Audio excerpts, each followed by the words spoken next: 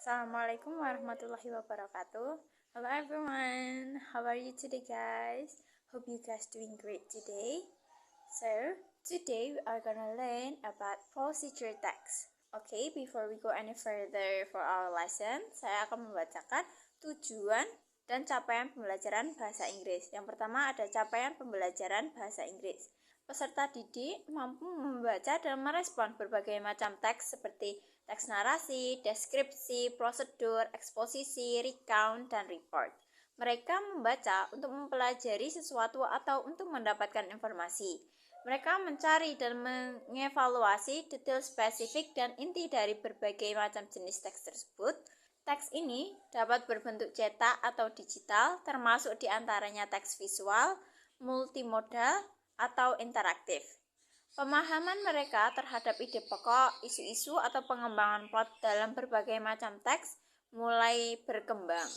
Mereka mengidentifikasi tujuan penulis dan mengembangkan keterampilannya untuk melakukan inferensi sederhana dalam memahami informasi tersirat dalam teks. Selanjutnya, tujuan pembelajaran. Yang pertama, menginferensi informasi tersirat dalam teks. Yang kedua, menginferensi langkah-langkah berdasarkan teks prosedur. Okay, now let's back to our lessons. So, what is procedure text? Procedure text is a type of the text that explain how to do or make something step by step. We use procedure text in daily life such as cooking recipes, use manuals or instruction for setting up devices. Even something as simple as following direction on a map is a form of procedure. Jadi, teks prosedur itu merupakan teks yang memberikan penjelasan bagaimana melakukan sesuatu atau bagaimana untuk membuat sesuatu. Biasanya digunakan dalam kehidupan sehari-hari yang seperti resep memasak, buku panduan, dan juga bagaimana mengatur perangkat elektronik. Bahkan dalam hal yang mudah, hal yang simple seperti mengikuti arah dalam peta atau maps, Google Maps seperti itu merupakan prosedur juga.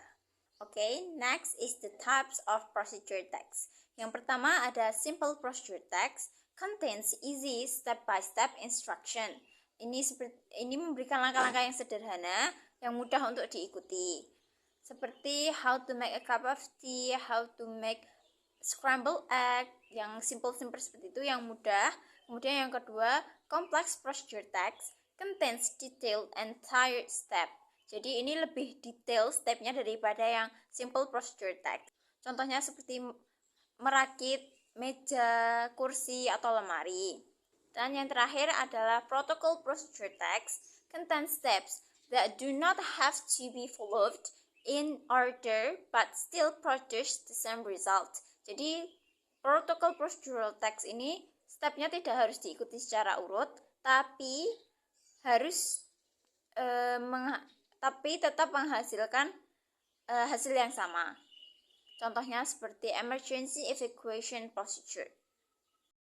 Okay, next is the structure of procedure text. The first is the title atau judul yang menunjukkan tujuan dari procedure text. Yang kedua ada materials atau bahan dan alat, yakni daftar alat atau bahan yang diperlukan. Dan yang terakhir adalah steps atau langkah-langkah, yaitu urutan tindakan yang harus dilakukan secara sistematis. And next is the language feature of procedure text. Okay, the first is imperative sentence atau kalimat perintah.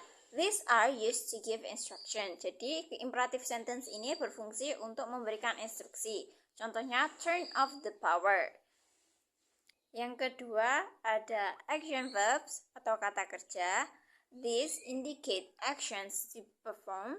For example, attach, screw, connect, secure, and etc. Yang ketiga ada sequencing words atau kata urutan. For this help organize steps in order. Jadi ini menata steps atau langkah-langkahnya ini tetap urut, tetap teratur. Yang ketiga ada sequencing words atau kata urutan. This help organize steps in order. Jadi sequencing words ini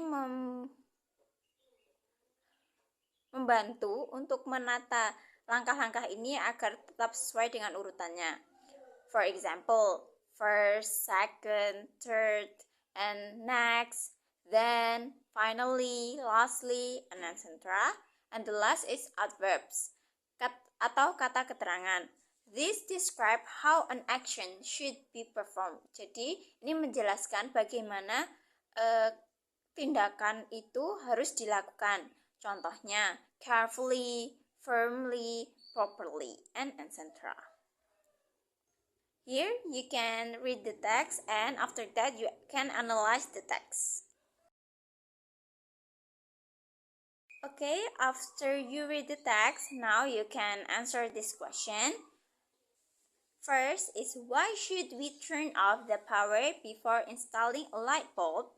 Second, what is the function of electrical tape in the installation process? And the third is, if the light bulb does not turn on after installation, what steps should be checked again? Okay, today we have learned about procedural text, that is the definition, type, structure, and the language feature. I hope this lesson will be useful for us, and keep practicing by reading other procedural texts and applying them in real-world scenario. See you in the next lesson.